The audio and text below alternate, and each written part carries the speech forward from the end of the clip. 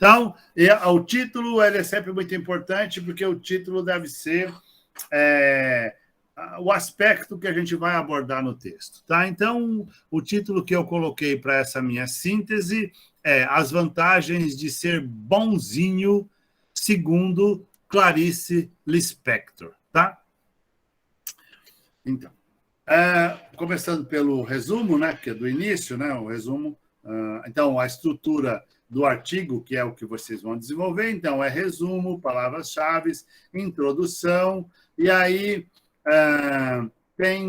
quando começa o desenvolvimento, vocês colocam um título, né? E no meu caso aqui, eu coloquei, vocês podem enumerar, eu não enumerei, né, porque os títulos são bem diretos, né? Bem dentro do aspecto que eu estou abordando, então não precisa elaborar, não precisa enumerar, mas quando a gente tem uma sequência de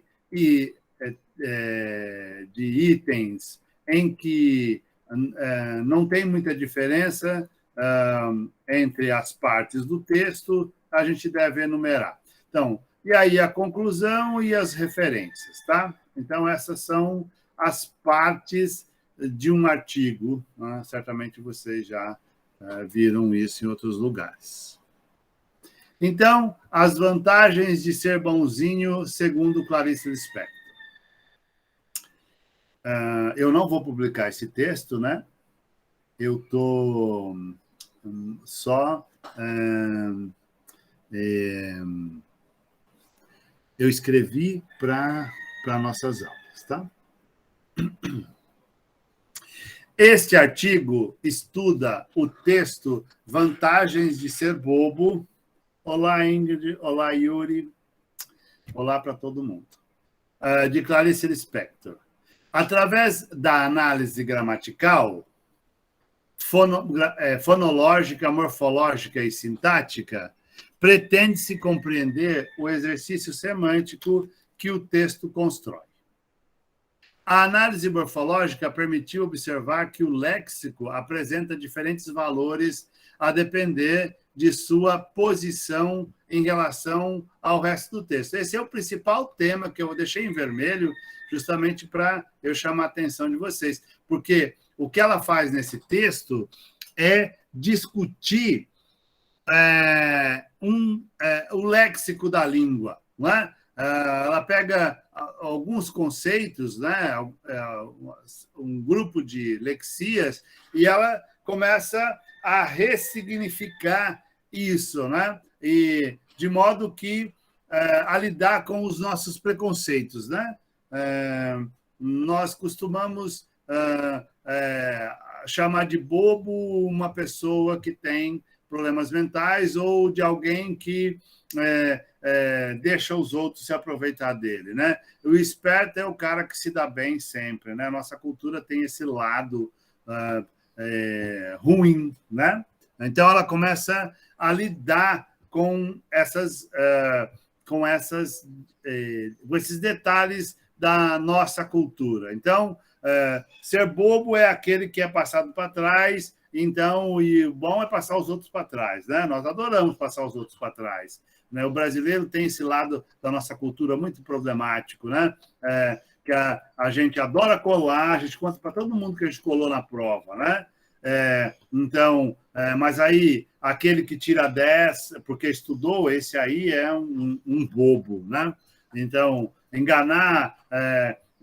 você vai numa loja fazer uma compra, se você não ficar muito esperto, o vendedor vai te passar coisa que não presta, ele vai te ludibriar, ele vai cobrar mais caro de você e ele vai ficar todo feliz com isso, como se ele tivesse feito uma grande coisa. Então, ela começa a lidar com esses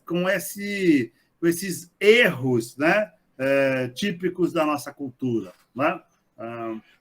Então, e ela vai discutir, então, o bobo e o esperto, e ela vai dizer, e ela vai propor mesmo vantagens de ser bobo, tá?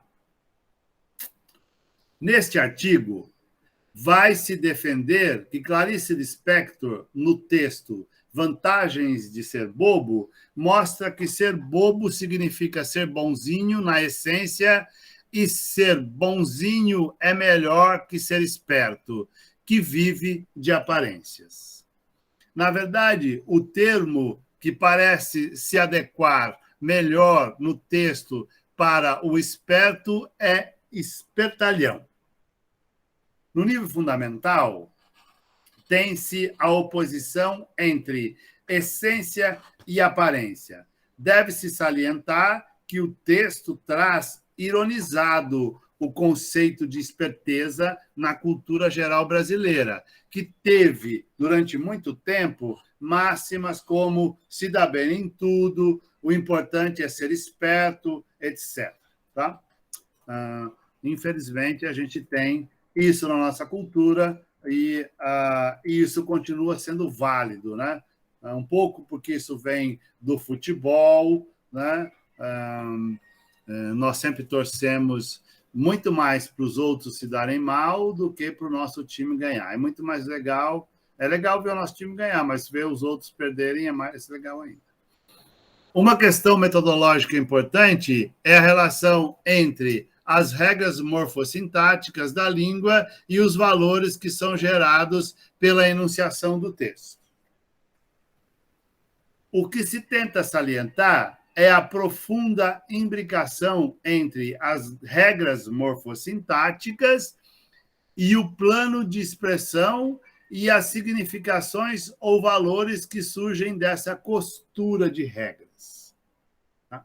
Eu estou pressupondo que vocês estão me ouvindo bem, tá? O fato importante a ser dito é que tanto as regras quanto as significações contribuem mutuamente para essa costura. Obrigado, Gabriel. Ao significar algo em um plano de expressão, escolhas serão obrigatórias, como vocabulário, estruturas verbais, tipologia de texto, etc. Saindo do campo do senso comum e entrando no campo do estudo da linguagem, o que se tem é que não existe a possibilidade de estudar a significação de um texto sem descrever as regras de sintaxe. Por outro lado, pode-se descrever as regras de morfossintaxe sem o preenchimento semântico, porém, resultará em um estudo exaustivo e bem menos produtivo. Tá, então, a gente pode pegar, ensinar gramática a partir de uma frase tipo, né? A gente pode pegar, sei lá, a vaca comeu capim, e aí explicar lá a estrutura gramatical da oração, sujeito, predicado e etc., e mostrar certos aspectos, mas no texto nunca vai aparecer assim, né? Sujeito e predicado direitinho dessa maneira. No texto vai aparecer lá o sujeito e depois vão aparecer muitos predicados. Então, muitas vezes, essas frases tipo, elas são muito boas para a gente dar as regras, né? Mas elas dificilmente elas recobrem o modo como a língua organiza o texto, né? Então, como é que a gente vai entender o texto? Porque, então, a gente vai entender o texto a partir do esmiuçamento dessas regras, né? De como é que elas significam. Então, muitas vezes, um tema banal qualquer, um tema que não gera muito interesse, se o texto estiver muito bem escrito, dentro da norma padrão, explorando o universo da significação das palavras de uma maneira assim produtiva, aquele tema que teoricamente seria banal, ele ativa a atenção, ele chama a atenção e todo mundo vai ler o texto, vai ouvir a pessoa. Então, o nível semântico ele é constituído pela produção do plano de expressão. Então, o plano de conteúdo ele é criado pelo plano de expressão. E muitas vezes, um tema de pouco interesse acaba ganhando grande produtividade por causa do nível de produção do plano de expressão. Então, é muito interessante pensar nisso, né? Que é o plano de expressão que produz o plano de conteúdo, tá? É o plano de expressão que produz o plano de conteúdo. Um tema interessante num texto mal escrito perde todo o valor, né? Porque o conteúdo se perde na dificuldade do plano de expressão. Isso é muito comum, né? Quando a gente vai ler textos de todas as naturezas, tá? Então, geralmente, os poemas do Manuel Bandeira falam de coisas muito simples, muito como do dia a dia, mas como ele tinha uma capacidade inacreditável de produzir planos de expressão muito bem feitos, a gente acaba lendo, relendo e citando e voltando, porque o texto nunca acaba, né? Então, é isso. Eu quero que vocês fiquem com isso consciente, tá? Que vocês... então, vocês vão esmiuçar o plano de expressão com o objetivo de alcançar um plano de conteúdo que esteja subliminar. É claro que nós geralmente pegamos para dar aula textos magistrais, mas o professor de língua portuguesa tem 10% do tempo dele, ele lê textos magistrais, e 90% do tempo dele, ele lê textos mal escritos, né? A gente precisa tomar cuidado, porque a gente acaba desaprendendo a escrever, né, por causa disso. Então, eu sei que vocês me entendem, né? Aqueles que são professores já estão neste lugar, né? Geralmente, textos produzidos pelos alunos trazem mais problemas do que soluções. Mas isso é bom, né? É assim que a gente tem emprego. Então, continuando, tá? Qualquer texto é fruto da intenção de discutir um desequilíbrio na ordem regular das coisas. A narrativa sempre é sobre o momento em que a organização dos fatos sofre uma alteração.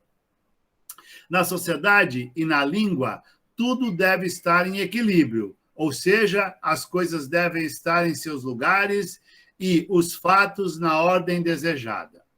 Entretanto, a narrativa sempre acontece, porque ela surge da visão individual de um sujeito para quem a sequência dos fatos entrou em desequilíbrio e as coisas ficaram fora da ordem. Assim começam as narrativas, tá? Então, vamos pensar um pouco. O que seria essa narrativa, né? Então, nós vamos dividir a narrativa em narrativas menores, né? E o que é esse desequilíbrio? Digamos que se tudo estiver correto do jeitinho que elas são, do jeito que elas devem ser, a gente não vai ter nada para contar aos outros, né?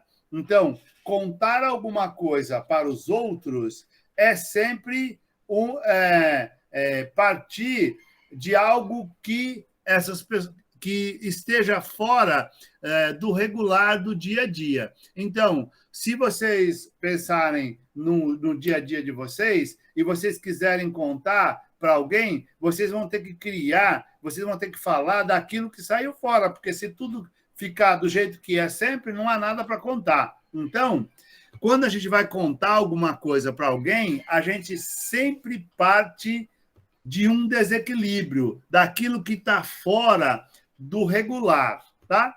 E a gente pode transformar em narrativa qualquer coisa, né? Supondo que eu pedisse para vocês me contarem como é que vocês fazem almoço em casa, ou se eu resolver contar para vocês como é que eu faço almoço aqui na minha casa, então, bom, o almoço é sempre igual todo dia, mas aí eu vou contar para vocês. Olha, eu geralmente, hoje eu lavei o arroz e depois eu esfreguei o arroz e depois eu passei uma outra água, porque eu queria fazer um risoto de risoto branco, e aí eu queria o arroz bem branquinho, e então, bom, mas como é que o senhor lavou o arroz? Eu coloquei água, aí depois eu saí esfregando um grãozinho, outro grãozinho, até ficar bem limpinho. E como é que o senhor esfrega? Eu esfrego com a mão, põe na mão e esfrego a outra mão em cima, depois eu passo na peneirinha, e assim por diante. Quer dizer, eu posso ir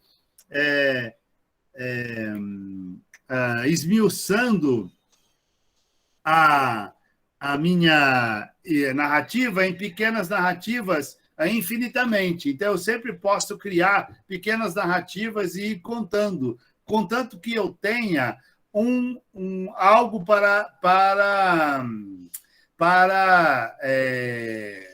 contar que seja fora daquilo que a minha assistente esteja, ou as pessoas que estão conversando comigo conheçam, tá? Então, se não tiver esse desequilíbrio, se não tiver nada fora da ordem, não há razão para a gente continuar contando a história, tá? Alguém está tentando entrar, é isso, hein? Acho que já entrou, né? Bom, então é isso. A narrativa sempre ocorre e ela ocorre no desequilíbrio da ordem. E tudo é uma narrativa. Tá? Para o pensamento, tudo é narrativa. A narrativa, por sua vez, deve seguir a ordem e a estrutura de tempo e espaço prevista na língua em que ela for idealizada. Legitimamente asseverado, todo texto é uma narrativa e contém muitas narrativas. Qualquer fórmula de descrição do plano de expressão sempre terá como objetivo alcançar um conteúdo ou um nível elevado do conteúdo. E essa descrição sempre passará por segmentar o texto em partes menores ou a narrativa em narrativas menores. Eu tenho certeza que vocês ouviram lá a aula 2, e na aula 2 eu apontei lá a leitura dos prolegômenos do Ian Mislev, e ele, então, ensina a gente a dividir o texto nas partes menores até que a gente encontre uma análise exaustiva de todas as partes do texto. Posso continuar? Tudo certo até aqui?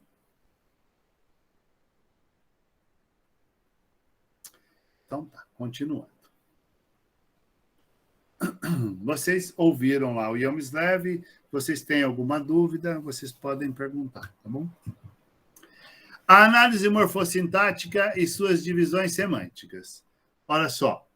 Então, como eu disse, no final do texto, eu vou voltar a essa frase que eu salientei, justamente porque é o ponto que eu quero mostrar nesse texto. Então, obviamente, vocês podem ler o texto, estudar ele e pensar em discutir outra coisa, né, em relação ao texto. Mas me interessa muito a discussão sobre o conceito de bobo e de esperto com o qual ela lida. Né? Ela vai ressignificando o conceito de bobo e o conceito de esperto no texto.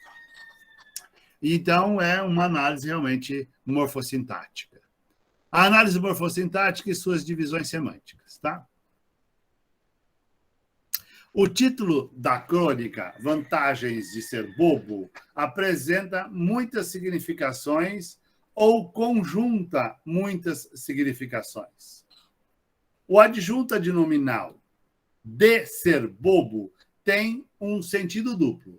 Em qualquer lugar, em primeiro lugar, afirma e qualifica algo sobre o substantivo vantagens. E, em segundo, remete e desconstrói a significação de ser bobo da cultura brasileira, na qual não tem vantagem alguma ser bobo.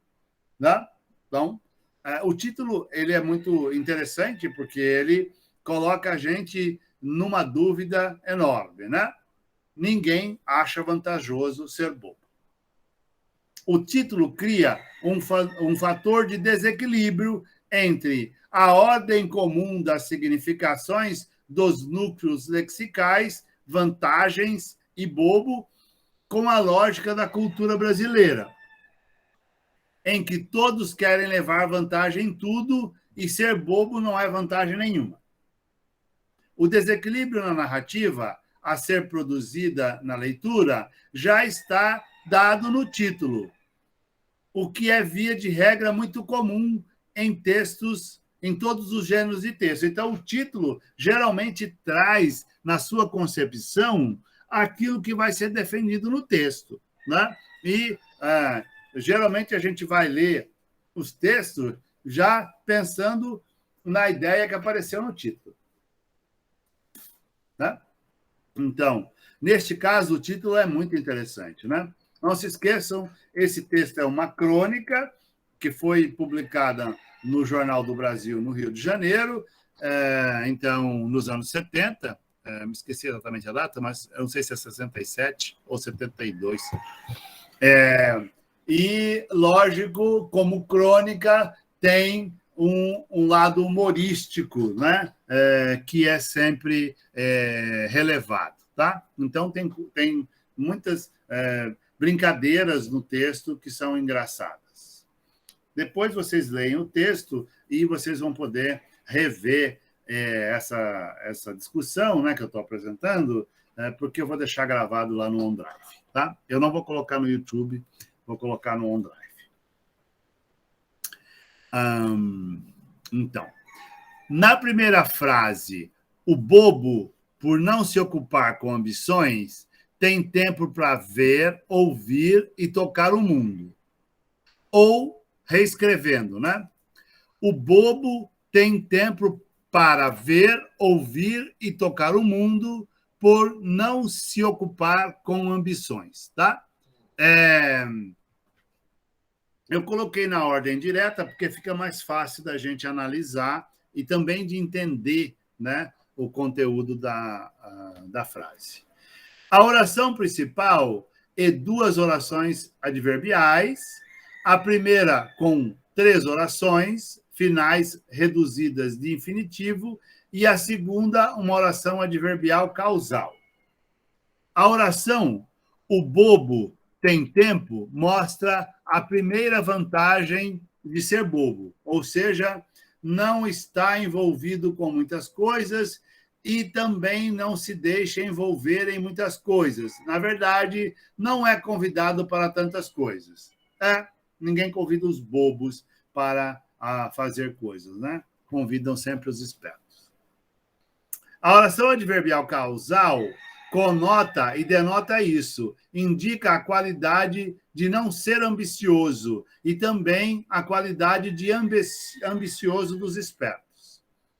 Explicitamente, por ser uma oração adverbial causal, evidencia que a causa de alguém ser classificado de bobo é a falta de ambição.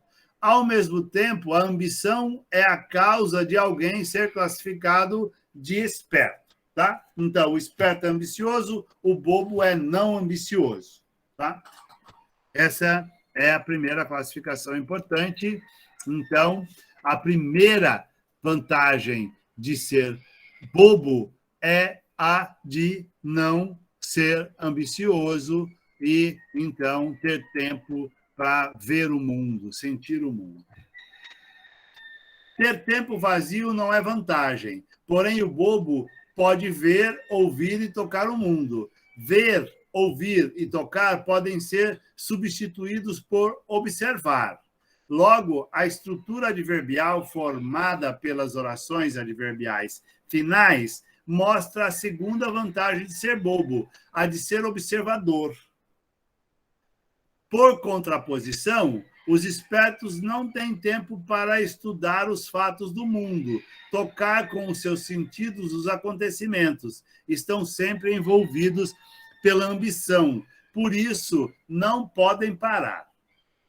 Por sua vez, o bobo tem por finalidade tocar o mundo com os seus sentidos. Não ser ambiciosos, por não ser ambiciosos, não se desgastam com a correria da rotina dos ambiciosos. O bobo é capaz de ficar sentado quase sem se mexer por 2 horas. Se perguntado por que não faz alguma coisa, responde: estou fazendo, estou pensando. O bobo é capaz de ficar sentado quase sem se mexer por 2 horas. A estrutura dessa frase é sujeito, predicativo do sujeito. Na sequência de funções sintáticas que especificam qualidades do bobo. Oração substantiva completiva nominal, adverbial conformativa, advérbio de modo, adverbial conformativa, adjunto adverbial. Todos especificam a capacidade do bobo. Essa é a terceira vantagem de ser bobo, que inclui várias vantagens, como a calma e a tranquilidade. Não se esqueçam, o título do texto é Vantagens de ser bobo, e então vamos enumerando as vantagens de ser bobo. As 2 orações em discurso direto são apostos. Estou fazendo, estou pensando. Apostos sempre apontam qualidades para o seu referente. Ou seja, a qualidade é que os bobos pensam. Supostamente, por oposição, os espertos agem sem pensar. Uma discussão mal intencionada diria que, como se acham espertos, pensam que não precisam pensar. A fala é a forma do plano de expressão que tem como substância do plano de conteúdo o pensamento. Está lá explicado em Amslev, né? Para falar é preciso ter pensamento. Por isso, o bobo responde para provar que ele pensa. Além disso, segundo Aristóteles, penso e falo, logo existo.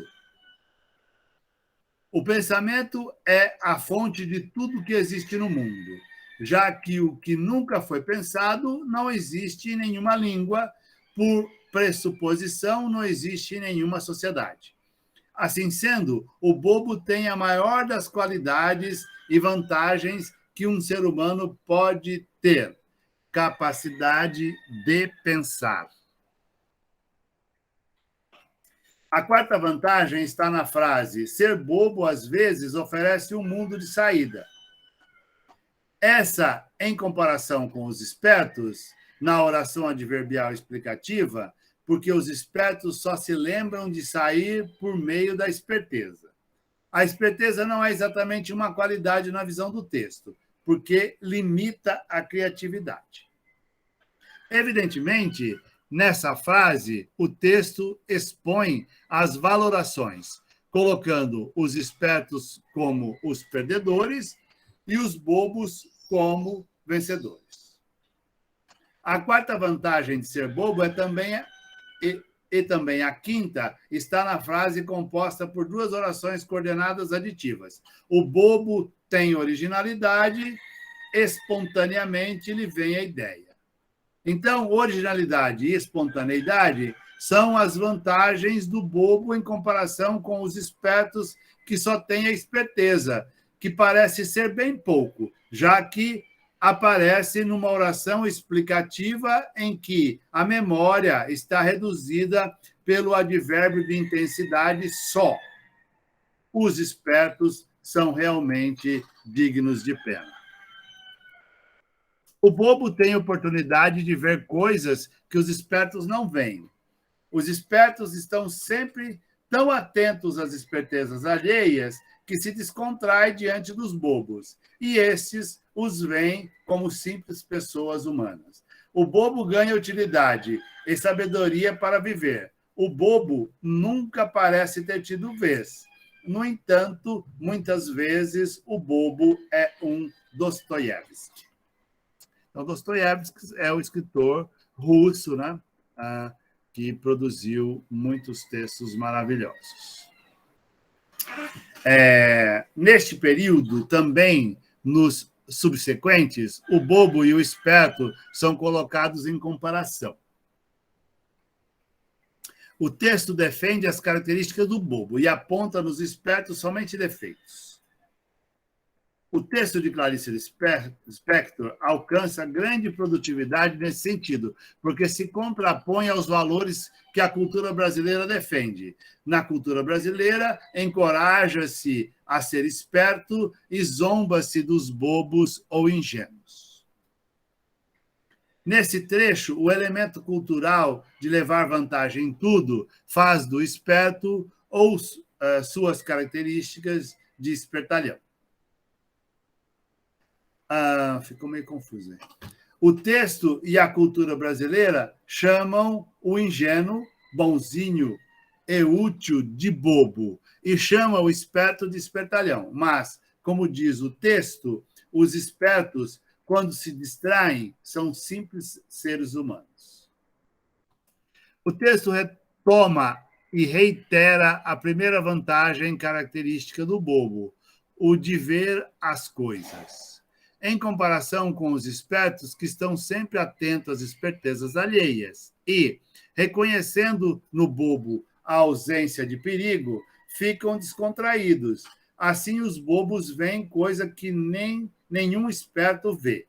Isso aparece numa oração adjetiva restritiva, porque é uma qualidade restrita aos bobos, que os espertos não veem. Assim, chega-se à quinta vantagem de ser bobo. O bobo ganha utilidade e sabedoria para viver. De fato, todos os seres humanos desejam ser úteis e sábios na vida. O bobo chega a ter essas qualidades vendo, ouvindo e sentindo o mundo. O correctivo, no entanto, introduz uma contradição. As duas orações coordenadas colocam em oposição informações contraditórias. Na primeira, o bobo parece ter tido vez. Nunca ter tido vez. Isso, é claro, ninguém vai chamar um bobo para perto de si. Sempre vai chamar um esperto, porque é mais fácil de controlar e de entender. O texto chama Dostoiévski de bobo, porque diz que, apesar de o bobo nunca ter tido vez, ele é um Dostoiévski. Contribuição do meu aluno de doutorado, Pedro Henrique Silva. As duas referências aos países do leste europeu certamente estão relacionadas à nacionalidade original de Clarice Lispector, minha adorada, tá? Clarice Lispector, minha adorada. Com a intimidade de quem fala com deuses, né? A Ucrânia. Então, ela veio para o Brasil muito jovem, né? Hoje de manhã, os alunos falaram 7 meses, mas ela veio muito jovem para o Brasil. Na verdade, a língua nativa dela é a língua portuguesa brasileira. Não poderia ser diferente. Há desvantagens, obviamente. Uma boba, por exemplo, confiou na palavra de um desconhecido para a compra de um ar refrigerado de segunda mão. Ele disse que o aparelho era novo, praticamente sem uso porque se mudara para a Gávea, onde é fresco. O texto fala de uma desvantagem e usa um exemplo para demonstrar. Entretanto, a desvantagem é somente o momento em que o bobo está usando sua melhor vantagem, que é a de ser ingênuo, de não desconfiar de ninguém e viver tranquilo. Uma boba versus um desconhecido, implicitamente um esperto. No discurso indireto, porque é uma narrativa de ouvir dizer. duas informações subentendidas. A Gávea fica à beira-mar, não tem como ser fresca, e o conceito de fresco carrega a ambiguidade da homossexualidade. A Gávea sempre foi conhecida como o bairro onde os gays faziam programas. Outra informação importante sobre a Gávea é que fica no Rio de Janeiro, o lugar onde o texto está sendo enunciado. Tá? A palavra do desconhecido aparece como aposto em uma frase em discurso indireto livre. É a voz do narrador, mas as palavras são muito próximas daquelas que possivelmente diria um esperto. A boba acreditou na manipulação e ficou sem nada, o dinheiro e o aparelho, porque ele não funcionava. Aí, depois de ter sido ludibriada, ela faz a coisa certa. Chama um técnico e ele diz que não tem mais nem mesmo conserto.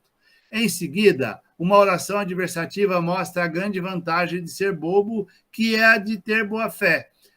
E a sanção, tanto para o esperto quanto para o bobo, aparece. O esperto sofre com doenças relacionadas ao estresse e o bobo já venceu, porque nunca não fica pensando no assunto. O texto elenca outras vantagens de ser bobo, inclusive aciona personagens históricas e artísticas para mostrar que ser bobo é ser observador, como César, que foi traído pelo Senado romano e pelo amigo Brutus, cuja famosa expressão "até tu, Brutus", aparece em discurso direto. Outra personagem que é acionada é Cristo. Segundo o texto, numa oração adverbial condicional, se Cristo tivesse sido esperto, não teria morrido na cruz. No final do texto aparece Chagall, pintor russo radicado na França, para mostrar que vale a pena apenas sonhar. Né? Chagall pintou coisas impossíveis de acontecer no mundo físico, mostrando sua imaginação e seus sonhos. Aí estão as duas referências ao leste europeu, né? Então, Dostoiévski e Chagall. Depois de mostrar tantas vantagens e de associar os bobos aos mineiros, provavelmente por causa da fama de quietinho dos mineiros, o texto termina falando da maior vantagem de ser bobo, aquela de despertar o amor e de ser capaz de amar. Eu volto a dizer, né? Esse texto é uma crônica, então esse lado cômico está aparecendo aí. É inevitável, nesta parte do texto, lembrar dos poemas de Carlos Drummond de Andrade, poeta mineiro que viveu muito tempo no Rio de Janeiro. Tá? Evidentemente, uma referência a Carlos Drummond de Andrade, essa história dos mineiros. Nos poemas de Drummond, há várias defesas do amor incondicional. Amor que simplesmente ama. Amor a nada. Esse amor de Drummond é semelhante ao amor associado a Jesus Cristo. Por isso, o bobo já venceu e nem percebe, porque a vitória é para sempre. É uma vitória moral e não material. Tá caindo uma temporal aqui, tá? Então, se a internet falhar, vocês me avisem. Por enquanto, está tudo bem? Sim, tudo bem, professor. Tá, né? Aí, continuando. Então, paixões do papel na narrativa. Tá? As paixões são sempre na narrativa, são sempre no papel. Tá? Não se esqueça, nós adquirimos tudo o que nós sabemos através da língua e adquirimos com as outras pessoas mais velhas, aquelas que atuam como nossas predecessoras. Né? Então, se os brasileiros aprendem a ser espertos, né? Espertalhões, nós aprendemos com os outros brasileiros. Então, isso está na nossa cultura. Né? É isso, em tese, que justifica esse texto, que torna esse texto tão interessante. As paixões estão no texto e são ali manifestadas de acordo com a língua. Tal e qual qualquer forma de conteúdo, as paixões são adquiridas com a língua nacional, com as características peculiares daquele povo. Tá? Manifestadas no texto, as paixões se apresentam na descrição semionarrativa como simples e complexas. Simples quando tem um único desdobramento passional e complexa quando tem mais de um. Então, o amor é simples porque só depende do sujeito. Se eu quiser amar alguém, eu amo e pronto, não tem nada a ver. Mas eu posso fazer e pronto, né? Mas se eu vier a ter raiva dessa pessoa, é preciso ter amado antes, é preciso ter gostado antes. Ninguém tem raiva de alguém sem ter gostado antes, sem ter um motivo de amor, tá? Então, a raiva e o ódio, elas são paixões complexas porque dependem do amor ter existido ou alguma coisa que seja relacionável ao amor, né? As paixões simples são aquelas que o sujeito desenvolve e mantém sozinho, como o amor. Tal como diz Carlos Drummond de Andrade, o amor é forte e feliz em si mesmo. Ou seja, quem ama não precisa ser amado, o amor é unilateral. As paixões complexas, por sua vez, apresentam mais de um desdobramento passional. Dependem da relação entre os sujeitos. O ódio é uma paixão complexa. Também a raiva, a frustração, porque antes de existirem, existiu o amor, a confiança, etc. No texto, o termo bobo é metáfora para muitos conceitos da cultura brasileira, como ingênuo, bonzinho, amável, educado, infantil, etc. Aparecem também Cristo, Dostoiévski, Chagall e os que nascem em Minas Gerais. O vocabulário, em geral, no texto passa por múltiplas ressignificações. O termo esperto parece não ter uma significação definida. Ora é espertalhão, ora é um simples ser humano comum. Ora é um sofredor que vive oprimido pela ambição. De fato, a melhor definição para esperto é o desconhecido. A paixão que aparece lexicalizada no texto é a palavra amor altruísta. A paixão que se opõe ao amor parece ser o desamor egoísta. Outra paixão que aparece lexicalizada é a ambição, caracterizada no esperto, porque o bobo não é ambicioso, segundo o texto.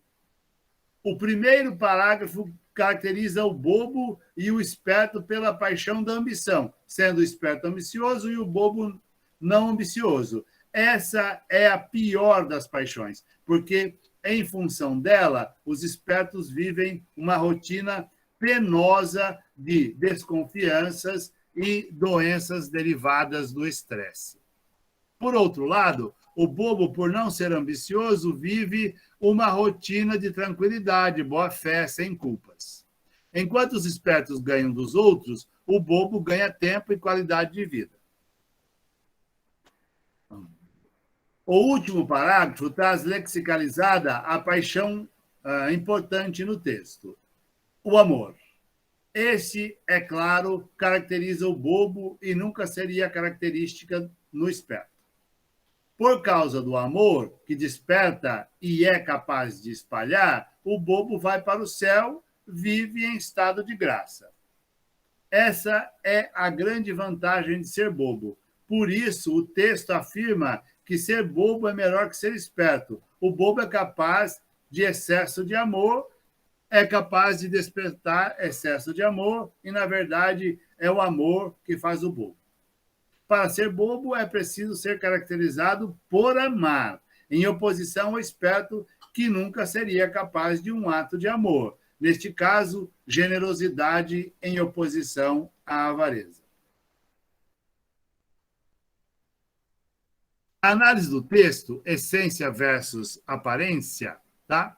Então, eu estou tomando essa ideia, né? eu fiz a análise, estudei o texto, agora estou apresentando para vocês e, na minha visão, nós temos essa oposição básica na estrutura do texto. O que é a essência e o que é a aparência. Viver da sua essência ou viver de aparências. Como se disse acima, trabalha-se com a oposição essência versus aparência. São possíveis muitas outras oposições. A mais evidente é bobo versus esperto. Em consequência, bobice versus esperteza. A sequência de termos apresentada aqui é sempre valorizada e defendida versus desvalorizada e negada. Então, tudo que vem em relação ao bobo é valorizado, defendido, e ao esperto, desvalorizado e negado. Então, nós sempre vamos ter essa oposição, né? Negado, valorizado, defendido, desvalorizado, negado.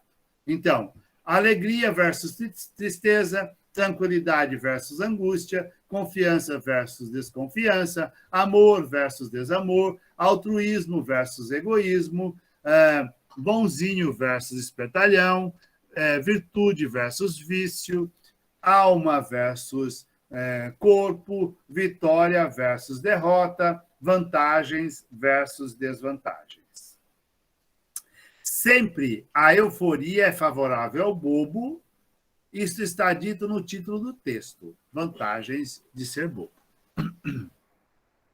Aí, me aproveitando do quadrado semiótico, né, foi o Suelismar, né, um aluno da pós, que me ajudou a fazer. Ele fez a base e eu completei. Tá? Essas oposições apresentadas no quadrado semiótico que se estuda na visão da esperteza. Tá? Então, na visão da esperteza. Então, o bobo é esperto, mas não parece. Está do lado de cá. Então, o bobo tem uma identidade secreta. O esperto parece ser esperto, mas, na verdade, ele não é. Então, ele tem uma identidade mentirosa. Estas oposições apresentadas no quadrado semiótico quando se estuda pela visão da bobice.